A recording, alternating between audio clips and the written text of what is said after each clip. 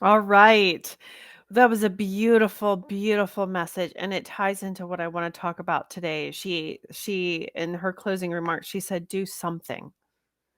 And, throughout this series that I've been doing for you guys, I've talked about how churches can get involved in digital evangelism and how individuals can get involved in digital evangelism. So, if you have a burden on your heart to preach and to share via video, this session is for you. Or if you're part of a church or a ministry that's already producing video content, this tonight's presentation is for you. Now, as always, there's going to be resources. You're going to have access to the presentations, and you're going to have access to a worksheet, a checklist that can really help you start applying these principles to your YouTube channel, to your videos, because ultimately people come to YouTube seeking answers and trying to solve problems. In fact, YouTube is the second largest search engine in the world, and the church, this is my just humble opinion, but I believe the church should be the leader in creating content that answers people's questions about lives and helps them solve their problems. When we as a church help people live their best lives, faith becomes relevant. But to do that, our content must be positioned for findability, because honestly, I'm talking to anybody who will listen. You're probably already creating content that is relevant to people's lives. But if it's not findable, it can't minister to people. So our messages are getting lost in the clutter, because as I said in a previous presentation, when you Google answers to life's difficult questions, the Adventist messages of hope and wholeness are largely not present in the conversation, and we get lost in the clutter. So this presentation is going to take you through the process of optimizing your YouTube channel and your videos for evangelism, for findability, because YouTube is great for communicating ideas quickly, and it provides a storage place for evergreen content, meaning you can minister to people indefinitely, because the content will never die. It can be positioned so that it can be found indefinitely. So I strongly encourage you to take the time to go through this presentation on your own, download it, and get the accompanying guide checklist, and use that as you go through when you upload your videos, when you're creating new content, and when you're doing research on topics. So hopefully, if you already have a YouTube channel, I hope that you're going to use this presentation and the accompanying guide to help you evaluate where changes need to be made. And if you're just getting started, then this is the presentation for you, because this will help you know what you need to do to position yourself as you get started. So today, we're going to talk about YouTube for ministry. We're going to talk about how to get started. Just a little touch upon the review of to know your audience, how to get found on YouTube, 10 tips for optimizing your videos so they get found so people can watch them, and then how to improve your curb appeal. Now, I understand that there's a much of a delay, so we're not going to actually do a Q&A today. But always you can reach out to me at my website and you can ask a question and I'll get back to you. Now, let me start with this, and you probably already know this, but video is king. People go to YouTube for entertainment and education. So it's not an exaggeration to say that video rules. We watch videos all day long. We prefer to learn by watching videos. So internet video traffic actually accounts for about 80% of all consumer internet traffic. So YouTube, as I said before, it's the second largest search engine in the world, and it's the second most visited website in the world. This is where young people spend most of their time online. So creating a YouTube account, of course, is free, so it's super cheap, and all you need is a camera and a device to upload from. So we want to talk about going out into the digital mission field. This is where we need to have a strong presence collectively as a church. Now, some of you might be wondering, well, what do I need to get started? Like, how do I even get started with videos?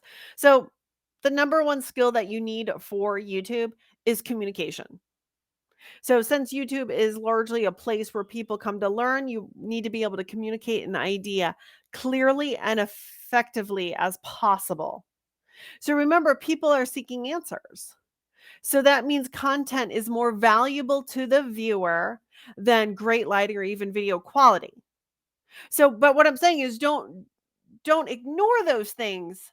But the most important thing is the quality of your content, your message.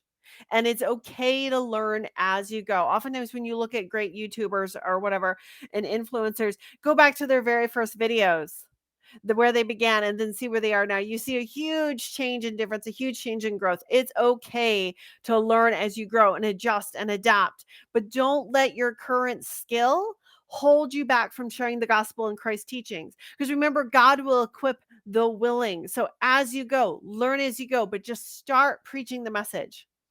The other thing is you're going to need to know how to do some elementary editing skills. Just basically being able to cut out errors or splice together footage is valuable, it's helpful, and it's easily learned. And in fact, you can actually, there's a lot of, you can actually YouTube how to do a lot of it. And there's free software that is more than sufficient. You have Windows Movie Maker for PC or iMovie for Mac. Um, we all have different spiritual gifts and skills. So if you want to reach out to others and form a team, that's also something you can do. For design, I recommend using um, sort of like turnkey solutions like Canva, where you can actually go to a website. It has these templates and these great images and everything kind of built in, makes it easy for you to get really compelling thumbnails and other graphics. So again, you just need rudimentary design skills. And then ultimately, you're going to need expert knowledge of your target audience. So going back to the presentation where we talked about understanding your audience, this is sort of the foundation of all digital ministry, is that audience. And again, if there's something you don't know how to do, just Google it. That's the beautiful thing. You can find it on YouTube. Um, Now, as I said before, marketing rule of thumb. If you try to reach everyone all the time, you'll end up reaching no one. And I firmly believe we are a church of 20 million worldwide. And each and every one of us, each person, each ministry, and local church is uniquely equipped and positioned to reach different types of people. So what this means is going back to our target audience. It is vital to understand who your audience is before you create content, or spend any time of effort or money or invest in however what you're going to do for video equipment, whatever. Make sure you understand who you're trying to reach and what their felt needs are. And again, if you did not attend the previous presentation on understanding your audience, please go back to it. There's a worksheet you can also download. It's also on my website. You can download it. Because in order to succeed on YouTube or any platform, you must become an expert on your target audience. So just keep that in the back of your mind. Now, remember, to be relevant, we must connect with people's felt needs, lived experiences, and core values. Brand loyalty. Now, Fortune 500 companies know this. Brand loyalty comes when we help people solve problems. The number one reason why people share content online, making content viral, is because they believe will improve the lives of others. Whether that's through laughter, whether that's a useful new skill, like whatever it is, people share because we think it will benefit others. And the church, meaning all of us, should be the clear leader in creating content that solves problems and improves the lives of others. We can create meaningful content from a Christian perspective that gives people practical ways to live their best life. Because in order to reach your target audience, you have to know what their core values are, their felt needs, their lived experiences, and you have to create content that speaks to those needs, those lived experiences. That's how we become relevant, and that's how we create content that they're already looking for. So now here's the question. How do you get found on YouTube? Some people get lucky. We look at those people who post a video and it, out of nowhere, and they get like 1 million views. That's luck. That's rare. Don't depend on that. The way to bring natural traffic to your channel is to position your video so that the people looking for it can find it. Let me say that again.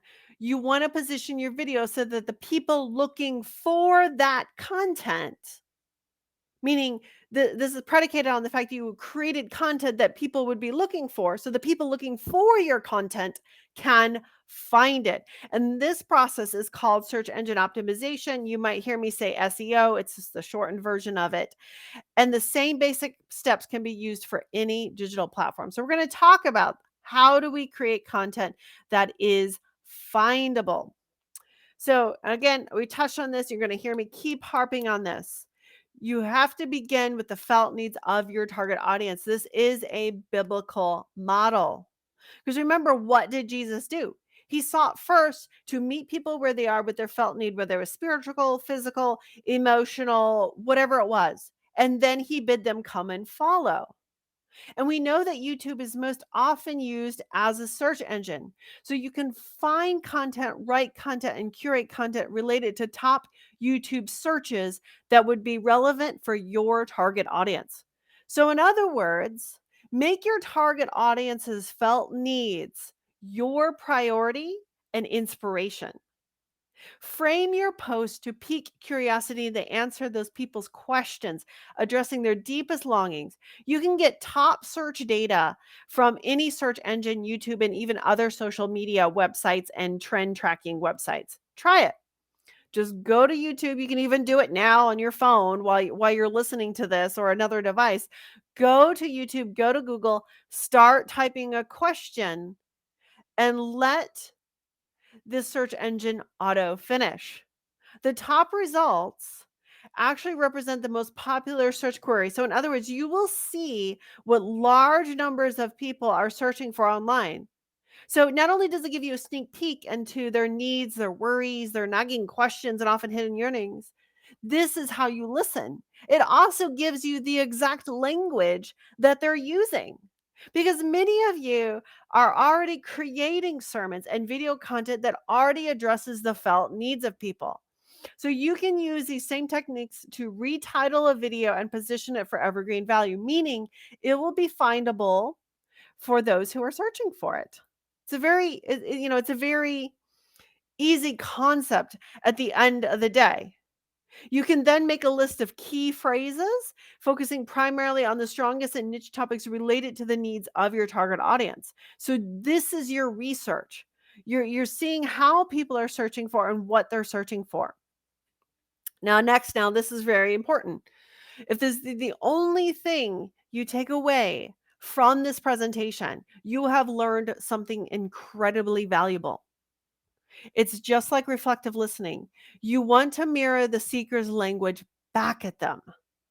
So go to the search bar on YouTube, step into the shoes of the seeker, start asking questions about the topic that you think is related to your audience's felt needs that you want to produce content around. Think empathetically about how the seekers might phrase their question and the words they would use. Pay special attention to that autocomplete suggestions. Because remember, this is how real people are searching for this information that you're going to create content on. And then once you search for something, you can see how many results are actually available for that topic in the upper right-hand corner above the first listed video, just FYI. So your goal is to get onto that first page of YouTube to get seen. So get creative. Think of all the ways someone would search for this topic on YouTube and consider how you can make your content more specific to narrow down the competition.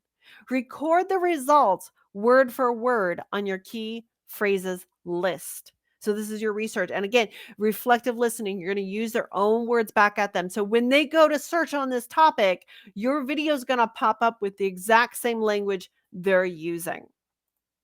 Oops. Hold on. Something happened. I'm sorry. I'm sorry, guys. Hold on. Click the wrong button. All right. So this is a recommended tool. Tubebuddy is a Chrome browser extension that works with YouTube. And I actually at the end, because I understand we can't do a Q&A. So if we have a little bit of time at the end, I'm actually going to hop on to YouTube and actually show you what this looks like in real time. It's a powerful resource to help you identify good titles and tags. We'll talk about tags a little later on. And it tags based on search volume and competition. It will help you tremendously. And I personally could not succeed at our ministry's mission without it and the other ministries that I advise on. It's not that expensive. It's like $10 a month. And if you heard my last presentation, you'll actually remember the sermon example that I gave that was titled To Seek and to Save, and how we can use a tool like Tubebuddy using these principles and find a better title that actually matches how people are searching for it based on the theme of the sermon, which was, Does Jesus want a relationship with me again? So actually, when I changed to Seek and to Save, Does Jesus want a relationship with me again? The search volume was very high in the competition. We were somewhere in the middle. And so we got an excellent rating. And so this is great. It's easy to use. You don't need a lot of knowledge, and it integrates perfectly with your Chrome browser, but it has to be on Chrome. And in the downloaded guide that should be available to you, there's information about TubeBuddy. Now that we've covered that part, I want to give you some guidelines for you to follow throughout this section, and this will help you position your video in the best possible way to not only get found, but to get watched. So be sure to follow these steps because your content cannot lead people to Christ unless it is viewed. And I know some people look at this like, oh, this is a lot of work, this is a lot of details, but trust me, it pays off because you do it once and then your content is findable, indefinitely, can minister indefinitely, and you'll see your numbers increase over the years. So the number one, this is mostly for churches, but live streaming your service is a very valued and important for your established local community. I'm not going to say it's not. You might hear some people that tell you not to live stream your entire worship service.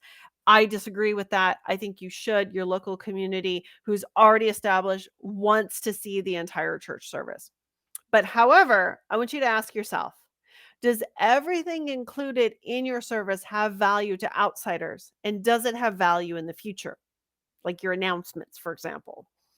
It doesn't. And it becomes a stumbling block for those searching for your message because a seeker would have to either listen to 20 to 30 minutes of community announcements and information, other things before even hearing your message, or they have to skim through and try and find it. So your sermons, for those of you who are preachers, your sermons can have evergreen value and minister to seekers indefinitely when positioned to be found and easily viewed. And I even see this as an issue with other ministries, like even health ministries. They'll do like a 3-hour live stream and there's a lot of announcements and there's a lot of filler in there that's not relevant for a seeker. So what I'm saying is your sermons, your messages, the core of your message can have evergreen value. So what I recommend is that you actually continue to live stream your whole worship service for your established community, but then download the video and cut out the sermon or the core message and then reposition it on YouTube for findability. This will enable the message or to minister to seekers worldwide. And then they don't have to figure out where the message is in a really long live stream. Because your goal should be to create as much evergreen content as possible to promote your message, your church, or your ministry to seekers. Because I see these pastors, you guys put in so much work every week. You're creating these great sermons, but they only have value in the moment for the people who know to tune in and listen. So let's make it valuable indefinitely. Evergreen content can be shown to new audiences repeatedly while retaining its intrinsic value, meaning it doesn't become less interesting or less relevant over time. And you can get creative with this. For those of you who are doing, the entire church service, you can also extract the children's story. You can extract health nuggets and any other kind of special features of the worship service that may have evergreen value. And you can create different playlists on your YouTube channel. This would be very valuable. Now, here are some questions to consider as you extract your content. You want to ask yourself, will my audience still care about what is covered in this video regardless of when they view it? If the answer is yes, then that's a great piece of evergreen content. If I was part of my audience, would I spend time watching it? So think of that target audience. Is the content in easy to digest segments that my audience can view on the go? For some of you, you might, think about like those health nuggets or those little children's stories or some little small tidbits of information or sermon highlights or thought for the day that could be really great evergreen content. And does this video address a common question or solve a problem? And of course, you can use that question to help your research to inform how you're going to position it on YouTube. Now, this next part, going back to what I said previously, is you're going to take the theme of the message and you're going to phrase it as a question to see how YouTube auto completes the search query. So look for a high ranking in green on the Tubebuddy keyword score that will appear at the top right of your YouTube account. And again, if we have time, I'll show you guys this in real time. It may take some experimentation to get a strong title. So once you've figured out your title, use the exact phrase. So this is actually for a ministry I was helping with. They were doing an evangelistic series towards non-believers, and this was a title that we came up with that was also very strong with Eddie Hippolyte. So your checklist for your title is model your title after search phrases. Again, remember that reflective listening, use the exact language, pay attention to trends related to your topic. If you're a ministry, like a health ministry or something, then you might want to address topics that are common or that are hot right now, so to speak, or popular. You want to craft a title that piques curiosity, and you want to avoid dates and numbering systems. I see this mistake a lot, especially with like sermon series where it's like one and then like the date of the sermon or whatever. When you date a sermon or you date a message, you immediately make it irrelevant for future people because the mind says, "Oh, that was for 2 years ago." You don't want people to think that. You want to give it a title that says this is still relevant to you today, and then the numbering systems can kind of be off-putting for people as well. So if they listen to a sermon of yours out of order, you can actually use cards, and you can use end screens to kind of refer them back to a playlist. So you can actually use playlists to help with sermon series versus numbering systems. Now, number 3, you want to add the title and a description. Now, after you add your title in the title field, when you're uploading the video, you also want to fill out the description. And a lot of times this is something that gets skipped as well. To help with search engine optimization, what I was talking about before, making sure your video gets pulled up to that top page, you want to copy the title as the first sentence in the description. Now, this might seem really redundant. Like, why would you do that? So you have the title and then you have the title. But what it does is it helps YouTube to for its algorithm to recognize what the topic's about because it's going to scan the description and it's going to just help reinforce what you're about. And descriptions should not be neglected because they factor in heavily into YouTube and Google's algorithm for search ranking, which helps, of course, increase your discoverability. So the first 2 sentences of your description are the most important regarding ranking, which is why it's important to copy that title. So be sure to do that. And you also want to include a call to action whenever possible. Your description copy should be at least 250 words, and it enables, of course, YouTube to index your video for query optimization. In addition, you want to include links to your website, specific pages, resource requests, etc. Anything that you can help people take another action and to get more involved with your content. This will also help with your SEO. So when you provide both call to actions and links, you encourage your viewers and towards meaningful action and make it easy for them to take that desired action. So here's a description box checklist, and then I'm actually going to give you guys an example as well. So you add the title in the description box, you add the speaker's name, you add timestamps. This is really important. It just helps people navigate, especially if it's a long video. You can add video, topic series, speaker information, any backlinks. Backlinks just refer to links that take you to a website or other resources. You can add hashtags, you can add your social media information and links, and then any general church ministry information. Here's an example. So this was actually, again, tying into that video, which we did with Eddie Hippolyte down in Mount Pisgah, where it's just a model for you guys to follow. And we have this also in the downloadable worksheet where you have the title, the teaser line for the topic, timestamps, and then information about the series and your backlinks, information about how they can ask a question or request information about the speaker, and then, of course, information about social media and the website. Now, this is also extremely important because oftentimes what I see as ministries and churches just kind of go with whatever auto selected thumbnail there is with the video. Please don't make this mistake because even if you get up on that first page, then you're competing with all the other videos on the first page and you want a thumbnail that's going to stand out. It's going to be what will be seen first by the viewer scrolling through YouTube. And so your goal here with your thumbnail is to get people to pick your video over the competition. So it's got to stand out. So here are some elements of a good thumbnail, and I'll also give some examples. Again, I recommend using Canva. They have a great template for YouTube video thumbnails, and then you can update it to kind of reflect your ministry's brand. You can choose an image or a graphic that stands out, piques curiosity. You want to include very large font text that teases a value or story, kind of gives that unique value proposition up front. But you want to make sure it's readable on a mobile device, on a small device, because most people are going to be on their cell phones. As much as possible, include the close-ups of people's faces, because, viewers should be able to see the whites of their eyes on the mobile device. And even when you guys are doing your videos in your ministry, I strongly encourage you, bring the camera in, let them see your expressions, let them be able to see your eyes, because then they feel like you're truly talking to them. You can vary the thumbnails, create a little bit of variety, especially if you have a lot of content. You can incorporate your branding and logo.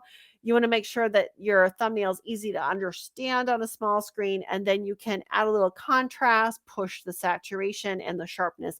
That all factors into a strong thumbnail. And so here are some examples. Some of these are from our ministry, Angels in the Glen. You can see we have a lot of faces, but we have more than just my husband speaking, because that would get really redundant. And so we actually have a lot of video content that we've weaved in for Daniel, some stock video footage, a great image of Nebuchadnezzar up close. And then down below, we have some thumbnails that I've created for a local church ministry, where you have the branding emblem of the church. You have sort of it's very systematic. It's very, it's basically a template. The text is easy to read. And the images are compelling and stand out. And so that's the goal here with your thumbnails, so that people will click on it. Now, it's helpful to create playlists on your channel by speakers, topics, and series. This enables your audience to easily navigate your channel and find videos that interest them. So you always want to make sure that you're adding the video to a playlist. It just helps people engage more with your content and to navigate your channel, because otherwise you want to keep them on your channel and engaging with your video content as much as possible. So you want to make it as easy as possible for them. Now here we're going to go and get into that use of tags. And if you don't know what tags are, we'll cover that part. But do not skip this part. So many people either skip this part or they don't do their due diligence. This is going back to that keyword research you did. You want your content to be found. So relevant tags are key. Tags are used to help people find your videos when they type something into the YouTube search bar. So you're telling YouTube what your video is about and what related topics would make sense to have your video pull up. So again, here's an example. The first thing you want to do for your tag checklist is to have a common tag that's used throughout your entire YouTube channel. So in case for our YouTube channel, this is a video we did that was Jesus born on Christmas? Every December, this video gets a huge amount of hits. So our common tag is Angels in the Glen. And what this does is it acts as an indicator to YouTube that each video is related to the other videos in the library. So when one person watches a video of yours, there will be a greater chance that the suggested videos will be also from that channel. So we've all gotten into that loop in YouTube where we watch one video and then we keep watching videos. The goal here is to connect your videos together so that they can keep watching your content, your videos from your channel. Now, you can only use about 500 characters to encompass all your various tags. If you go over that limit, you can't upload the video. So be sure to prioritize your strongest tags. Again, Tubebuddy will help you do this. It's super important. It'll help you identify those strong keywords, those strong phrases. It'll show you what the competition is for them, because you don't want to waste any of your tag space with random or 1 or 2 word tags. So a lot of people will do this. So for example, these short tags don't tend to be as effective, like Bible study. There's a lot of competition for that. It's going to be a little tough to cut through that clutter, but you can change it to how to study the Bible. It's more nuanced. Of a tag with less competition, it's a better chance for your video to stand out. You can even make it even more nuanced, like how to study the Bible for teenagers, how to study the Bible for women, how to study the Bible for beginners, etc. So, and also if you're covering a topic where words might be commonly misspelled, like Isaiah, you can include the misspellings because that'll also help get your video pulled up for those people when they're typing, Isaiah into the search engine or whatever your topic is. So the combination of these techniques actually increases the chances that your video will rank higher in search results and on related videos, bringing new people to your channel from other channels and keeping your viewers engaged with your content. Now, I do want you to remember this. Do not mislead viewers. Only use keywords that are related to your video content. You shouldn't do that, just because it's unethical and we're Christians and we should be always doing the right thing. But also, YouTube will actually penalize you. So you'll get increased downvotes, you get negative comments, and that'll hinder your video's performance. But also, YouTube is smart. The algorithm's very smart. If you do that to try and piggyback upon like viral videos or whatever that have nothing to do with your topic, YouTube will figure out that you're doing that and you will actually get punished in the algorithm. So try to go for these longer phrases that are all kind of tied around your topic. This is a good example. We used phrases like, was Jesus born on Christmas? When was Jesus born according to the Bible? When did Mary conceive Jesus? Was Jesus born on December 25? Was Jesus born on Christmas Day? When was Jesus born last month of the year? Like all these common search phrases. And even one of them was like, when was Jesus born? Got questions? Like these things that will help pull according to this topic. Anything relevant. So now you can choose end screen options. Your end screen, a lot of people don't even know this exists. It's what appears at the end of your video. This is an opportunity to encourage them to subscribe to your channel, or to visit your website or stay in the loop and keep watching your videos. So here is, you can also direct them to another playlist or whatever. Here's an example of one of our end screens. We have the Angels in the Glen subscribe button. They can go to our website to download one of our study guides or content. And then of course we have another video connected there. And this shows up at the very last end of the video to try and get them to watch more videos or come to our website where we actually have a lead form generator there to collect their email address. You can also add at least one card. This is also really, really helpful. It encourages people to subscribe to your channel. It encourages people to visit the playlist, and you can also add relevant links to your website. These cards actually appear as call outs throughout the video. So what I tend to do is I tend to sprinkle them throughout the video, or in the case of like a ministry or whatever, if they're talking about a resource, I can add a card that directs them directly to the resource or whatever. So here's an example. And this is what it looks like in the right-hand menu if you hover over the little eye that appears in the right-hand corner. This is another just tool, again, to get them engaged more with your website, with your content. Number 9 is you can actually pin a comment. So when you pin a comment to the video with a link and a call to action, this not only puts you in control of the first comment that viewers see, but offers up another opportunity to direct people to your website, your resources, or to take another action. It also prevents a negative comment from showing up first. So here's just I think a quick example of that. So in one of our videos, our first pin just kind of teases what the video is about. It's got those timestamps. And then I think if you go to read more, there's actually some links to take them back to the website under the comments. So the first thing they see is actually a comment from us. It's very, very helpful. And also sometimes when you put the time codes down there, it's really helpful for longer videos because it actually prevents people from getting frustrated and skipping the entire video when they can just quickly get the information they are searching for. So if they're searching for the number of Israelites who left Egypt, they can just click on the timestamp there, the 1034, and it'll take them right to that, and they can get the answer that they're looking for, and you'll have a happy viewer. Now, I cannot stress this enough. So remember the first thing I told you, the most important thing I want you to remember is use the language people use to search for the information. Reflect the language back to them. That's what we're doing with our keyword research when you go to those autocompletes. Remember that. Don't forget that. The second thing I want you to take away from this presentation, and I cannot stress this enough, do not just talk at your audience. Talk with them. Engagement is a key to building an online community with meaningful relationships that ultimately result in impact. And it's actually one of the factors that YouTube algorithm weighs in to whether your video is creating engagements in the comment section. So if you want to stay on that first page, you want to engage in your comments because YouTube will reward you for engaging in your community. So when you respond to every comment, it helps your content perform better in the algorithm and, of course, improves your ranking.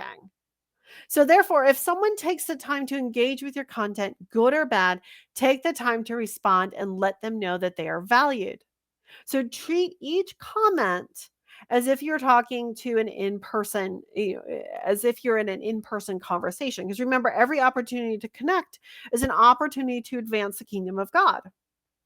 Interact with them. Try to understand where they're coming from. This includes when people ask questions, but also when they give praise or even offer, like criticism that isn't, too constructive.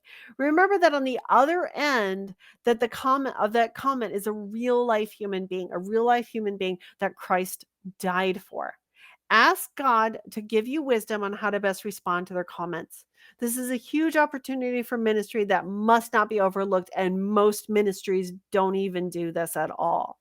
So many people who comment on your ministry's video may be battling challenges, struggling with faith, and asking very sincere questions. As representatives of the church, we can be that voice that answers back. We have a message of hope and wholeness that can help our audience realize that God is there for them. And this pays off. I'm telling you guys. So I think in the last presentation, I told you about Barbara O, who's someone that we have been engaging with over 6 months now. She started engaging with us on our channel on YouTube, asking very sincere questions. And slowly but surely, she navigated over to our website, signed up to our email list, and started asking longer questions there. We ended up talking to her over the phone, praying with her, working with her. She is a widow of a Baptist preacher. She had a lot of concerns. She had a lot of questions. And in the last few weeks, she has told us that she is ready to attend a Seventh-day Adventist church. She is convicted of the Sabbath. We used my connections on Facebook to find her a church that we think was a really good match in her location, that also has a congregation from a diverse background. They just baptized actually a Methodist preacher couple.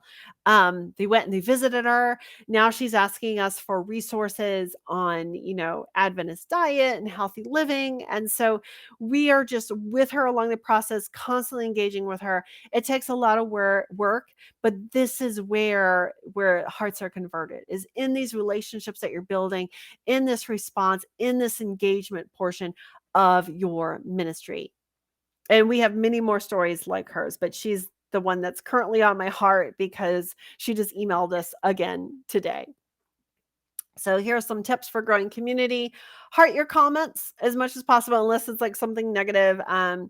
This lets the viewer know that you saw them and you appreciate their comment, even if you don't have time to write back, or it's not really a comment that requires a response, like they just typed like praise God or amen or something. So a notification is actually sent to the person when you do this, and it's just a great way to re-engage your audience and remind them that you're there and remind them that you saw them. And you can actually go back and do this at any time in your past comments. Reply to all your comments. This is a great way to start a conversation. This is a great way to get to know your viewers. You easily double your comments this way, which again, of course, YouTube rewards. Thumbs up, thumb down comments.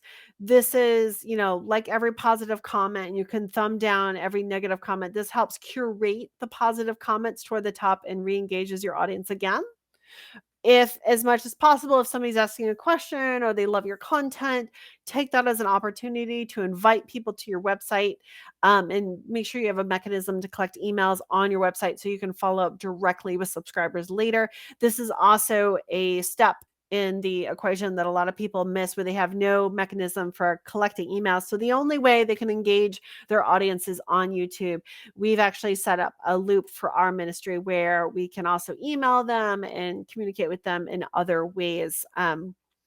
So yeah, a huge mistake that I would say that many ministries and influencers have is they don't have multiple ways to follow up and engage with their audience. So this is also really important if your ministry needs to raise funds, if you're like cause-based or something like that. So I promise you that this works. I'm not holding anything back. Here's an example from a recent video we updated for Angels in the Glen. It has an SEO score of 100. I follow these same principles for optimizing our home church videos and other ministries that I'm involved with, and they're ranking very, very well. And the reason ranking matters is that your content can't minister to seekers if it cannot be found. So, like I said before, I created a handy checklist. I hope you guys will download it. You can also find it on my website, which is jdim.digital under publications. And the cool thing, and I forgot to mention this earlier, but TubeBuddy actually allows you to snoop on other people's YouTube content, their video content, and reveal to you their tags that other channels are using, which can be really helpful if there's a channel that you're referencing for inspiration. So this is an example of a video that we just did about a month ago now.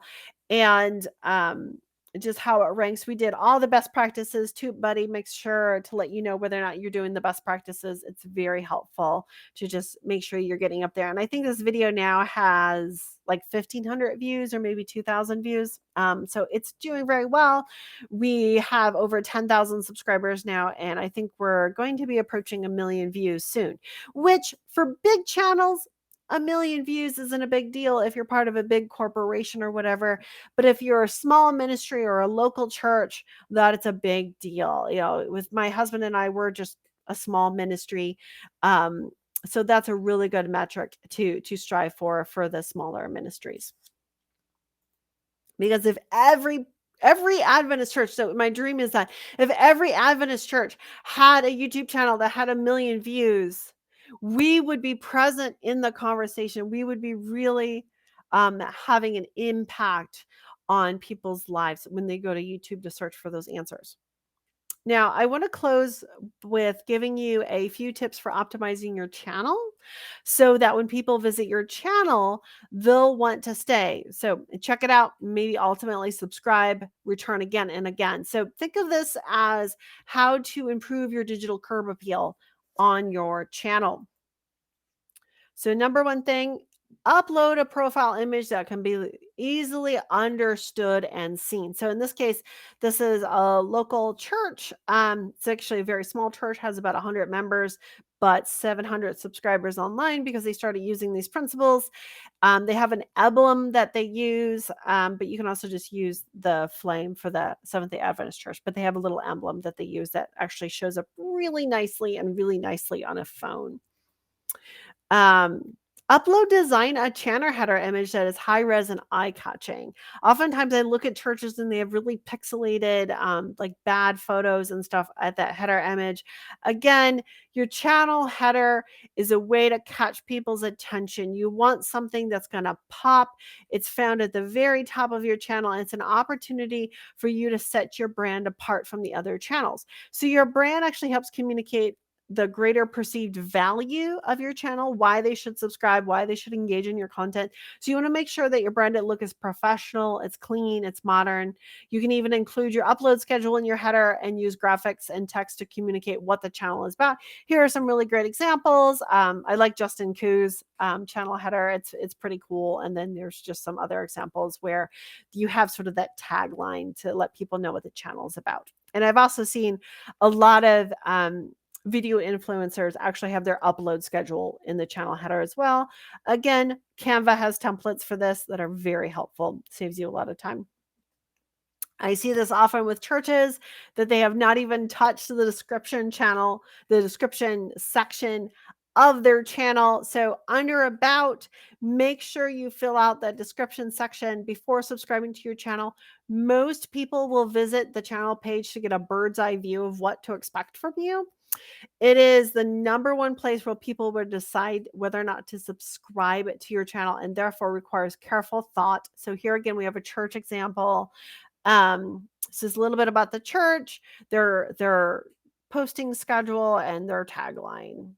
You should probably already have this for your church. You just have to dump it into your description. Or if you have a personal ministry, make sure you fill out your description. It should include a call to action, a call out to your target audience, who you're addressing, the unique value of your brand, what your channel is about, what they should expect from you, and your posting schedule. Next, include links. So you can actually include links at the bottom of the about page that direct to your website and other social media profiles. So here's again, a church example. I chose church examples for this because I figured most of you are pastors or whatever. So we have the website, we have plan a visit. This particular church has a radio ministry, social media, any media resources, and of course support if people want to donate. And that's important for personal ministries or causes. You can have that donate button there. You also want to select at least one link to show in the banner. I usually recommend your website so they can easily find out more about your church or ministry, but you can actually have, I think, 3 up in the header image. So that's helpful. They can go quickly to your other social media profile or to donate or whatever it is. Consider thoughtfully which videos you want people to see first when they come to your channel, so you can actually arrange the homepage videos accordingly. Feature key or popular playlist on your homepage. I would actually, if you want to see like a really mature channel example, you can check out, of course, Angels in the Glen, but we're not as mature as someone like Justin Koo. We've only been out for almost 2 years. He's been out for like 10. So he has a really mature channel homepage that I would recommend that you check out. You can create a channel trailer if possible. I know this isn't possible for everyone, but a channel trailer is basically a video that is shown very prominently at the top of your channel page for a prospective new audience member. Once they hit subscribe, they will no longer see that video. Therefore, you can create a short channel trailer that speaks directly to just new people, letting them know what your channel is about or what your goal is, how often they can expect new content, and what kind of content they can expect from a regular basis. These elements combined to help create an engaging trailer that sets, those clear expectations and enables the viewer to decide whether or not this channel is for them. I've also seen, if people don't have the ability to create or produce a channel trailer, that they just post like their most popular video or something in that space. Now, if you want more free resources, you can check out the website the resource website I created when I was at NAD, which is sdadata.org, or you can check out my new personal consulting website, which is jdim.digital. There on the publications page, you can download the full YouTube guide and the checklist. There's 2 different resources for YouTube there. If you don't already have it, check out the book, Digital Discipleship and Evangelism. I don't actually cover much on YouTube in there, but it's just the overarching principles that we can be applying here in this space. I understand. Let me know if there's something different, but I understand we can't do a Q&A, but we do have a few more minutes. If there is a question and you guys want to text it to me in the chat, I can answer it. But what I can do is I can take you guys to YouTube and show Tubebuddy in the final few minutes because I had a lot of time for questions. So what I'll do is I'll share my screen and open up YouTube. Okay. So this is just the YouTube homepage. So what I'll do, there's a lot of random stuff here, but let's say it's a question. Is like, here's one. The king of the north. Oh, that's not something people are searching for because it didn't autofill. But actually what's really interesting is actually got very good. So the search volume is kind of medium. The competition is also low. So if you wanted to create content based on that, that might be something you could address. You can see that there's a Walter Veith video of 153,000 views. So this would actually be a good opportunity because there's a lot of misinformation right now, and people kind of, the same thing happened with COVID, where everybody thought COVID was like punishment from God or whatever. You could say, what does the Bible say? So you see all these autofills that's happening here, what the Bible says about marriage, what the Bible says about hell, what the Bible says about death. Honestly, guys, if you are wanting to launch a video ministry, here's your first list of topics that you can create content around that would be really compelling and really relevant, because these are the top things that people are searching for. You can also do things like, does God have a, some of those are things I've been searching, a purpose for my pain, but that was a very strong one. But I don't want these to influence you. These are things I've been doing. So, does God love me? Does God cry? I think that might be a song. Does God have unrealistic expectations? I thought that one was really interesting. Does God want us ready for the end of time? Does God want me to be single forever? Does God want me to date this person? Does God want us to enjoy life? Start typing in this stuff and you'll find some amazing information for topics that you can tackle through your YouTube ministry. I'm just going to pop on real quick to see if you guys had any questions. Oh, okay. All right. I don't see any questions yet. I know we can't talk back and forth. Let me just see something else I can show you. So let's see here. Bible project. I think this is interesting. I can show you how Tubebuddy. So Tubebuddy is up here in the top. You see the little TB right up here. That's Tubebuddy. It's integrated in Chrome. You need to use Chrome. And it shows you all this information on the side. Super helpful information. So if you wanted to like look at a video, Slow to Anger, this one has 818,000 views. So I can click on it. Tried to describe what. Oops, sorry. Didn't mean for it to play. It should pop up on the side here, information that Tubebuddy will tell me about this video. So it's actually got a really poor SEO score. So one thing I found is that a lot of these channels,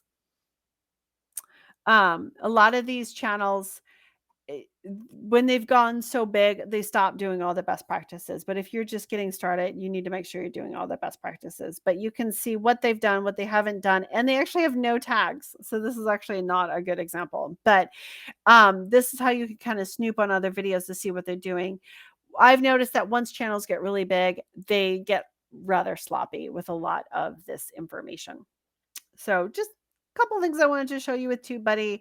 When you go into the videos, you can actually, if I go here and go to YouTube Studio, I'll go into our video channel real quick and I'll show you something else that it does. So if you go to content, sorry, it's a little slow. You go here.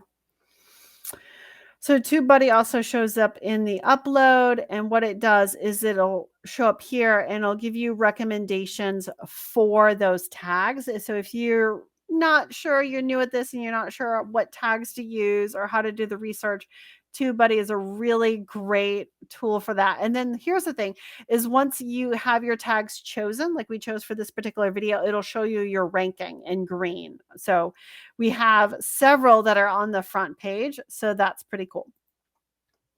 So anyway, so this is just some things I wanted to show you with Tubebuddy since we had a little bit of time. Yeah,